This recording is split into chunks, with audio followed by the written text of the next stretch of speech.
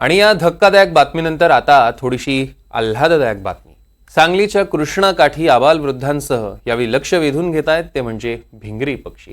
सकाळच्या कोवळ्या उन्हात कामासाठी आलेल्या महिला, सुट्यांमुळे पोहण्यासाठी आलेले आबालवृद्ध, त्यांची लगबग चाललेली असतानाच या सगळ्यांचं लक्ष वेधते ही टोळी. या टोळीचे 200 सदस्य एकाच वेळी हल्ला करत, गिरट्या घालत नदीकाठच्या चिखलावर तुटून पडलेले दिसतात.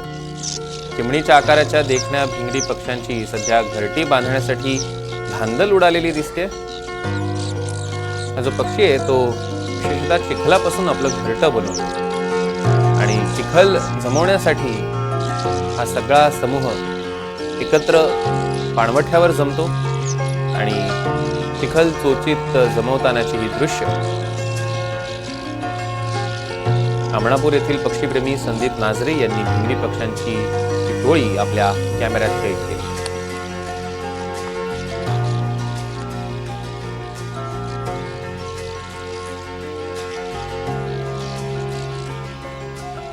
सोलापूरची ओळख असलेला माळढोक पक्षी नान्नज अभयारण्यात पुन्हा एकदा आढळून आलेला आहे. अत्यंत दुर्मिळ असलेला माळढोक यंदाच्या वर्षी दिसून आल्यानं पर्यावरण प्रेमींकडून आनंद व्यक्त केला जातोय.